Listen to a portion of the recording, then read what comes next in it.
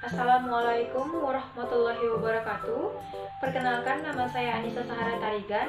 Saya dari kelas 5 MIA 1 dengan NIREM 2019-010103. Kali ini kita akan membahas tentang tujuan dan strategi iklan. Berikut video pemaparan yang telah saya buat. Iklan adalah cara untuk mempromosikan produk, brand, atau layanan kepada audiens untuk mendorong ketertarikan, pelibatan, dan penjualan. Tujuan umum perusahaan beriklan adalah salah satunya, satu, untuk menciptakan kesadaran suatu merek dalam bentuk konsumen. Dalam menciptakan kesadaran tersebut, ada dua yang harus dipahami, yaitu brand awareness dan brand equity. Berikut penjelasannya. Brand awareness adalah kemampuan seorang konsumen dalam mengenali atau mengingat sebuah merek, gambar, logo, dan rasa. Ketika kita sebagai konsumen telah memiliki pengetahuan untuk sebuah merek, gambar, logo, dan rasa pada sebuah produk, itu menandakan kita telah memiliki brand awareness pada produk tersebut. Brand equity adalah nilai yang menggambarkan seberapa kuat dan seberapa terkenalnya sebuah merek di mata konsumen sehingga menghasilkan pangsa pasar yang tinggi. Yang contohnya, ketika saya bertanya sama teman saya, apa kamu kenal snack tersebut? Dan ternyata dia bisa mendeskripsikan dari rasa, warna, kemasan, dan lain-lain. Dan dari 10 orang, 8 diantaranya bisa mendeskripsikan snack tersebut. Jadi, snack tersebut adalah salah satu produk yang sudah brand equity. 2. Untuk mengkomunikasikan informasi kepada konsumen mengenai keunggulan suatu merek dengan merek lain. Di sebelah saya terdapat 2 tas dengan merek yang berbeda. Yang satunya Hermes dan yang satunya Gucci. Dari kedua tas tersebut, otomatis untuk kualitas, kemasan, desain, bentuk, merek, ukuran, dan pelayanan sudah pasti berbeda. Itulah dimana setiap produk pasti akan menunjukkan sisi keunggulan dari produk mereka tersebut. Ketiga adalah untuk mengasosiasikan suatu merek dengan perasaan serta emosi tertentu. Tujuannya agar ada hubungan emosi antara konsumen dengan suatu merek. Contohnya ketika kita diberikan 2 hadiah, dalam kotak tersebut terdapat satunya HP iPhone dan yang satunya HP jadul. Otomatis kita pasti lebih senang dan lebih berekspresif ketika kita mendapatkan HP iPhone tersebut dikarenakan HP iPhone tersebut sedang populer saat ini. Beda dengan HP jadul tersebut. Yang keempat, untuk mengubah citra personalitas sebuah produk terhadap image yang sudah terbentuk. Contohnya seperti pewangi pakaian yang ada di sebelah saya.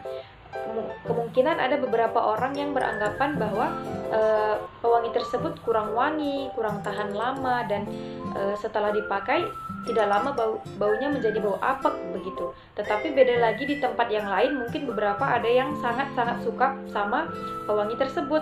Mungkin dia merasa wanginya lebih bagus, lebih fresh, dan harganya ekonomis gitu. Nah, jadi dari iklan tersebut, pembuatan iklan ini kita bisa mengubah citra personalitas sebuah produk yang ingin kita buat. Yang kelima adalah untuk mengembangkan persepsi positif calon konsumen yang diharapkan kelak dapat menjadi pembeli potensial. Nah, dari survei yang menyatakan bahwa produk yang kita buatkan iklan akan lebih banyak peminatnya ketimbang yang tidak dibuatkan iklan. Jadi ketika kita membuat iklan, di iklan tersebut kita kan sudah menjelaskan harganya, rasanya, ataupun kemasannya bagaimana, otomatis konsumen pun akan tertarik dan ingin membeli produk kita. Yang keenam adalah untuk mengarahkan konsumen membeli produk. Ini adalah tujuan utama kenapa kita membuat sebuah iklan, agar konsumen tertarik dengan produk yang kita buat.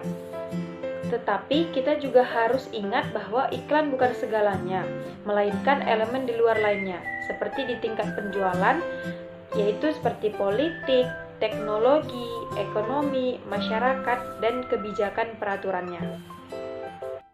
Agar iklan berhasil membuat tindakan pembeli, menurut Jaya Kusuma, setidaknya harus memenuhi kriteria, seperti attention, yaitu mengandung daya perhatian, Ada interest, mengandung minat dan daya tarik.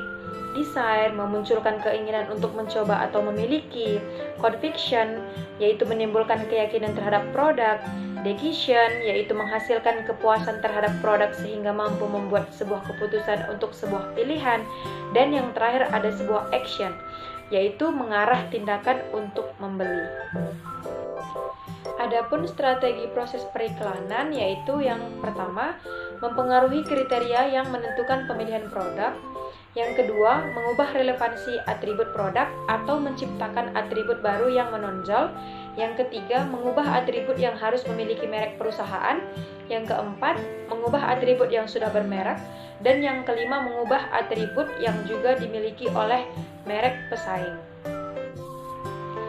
5 keputusan utama dalam proses pembuatan iklan dikenal dengan 5M.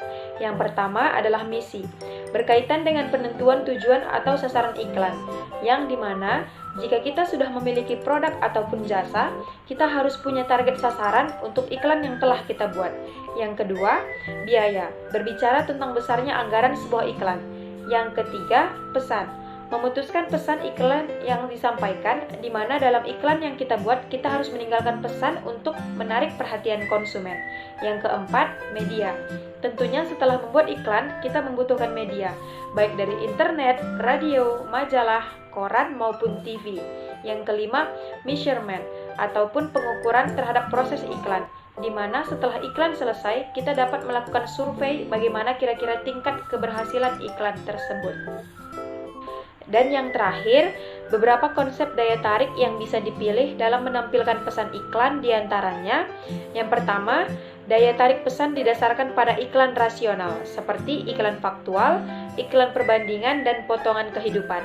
Dan yang kedua, daya tarik iklan didasarkan pada perasaan dan emosi, seperti rasa takut, rasa khawatir, animasi, musik, dan fantasi.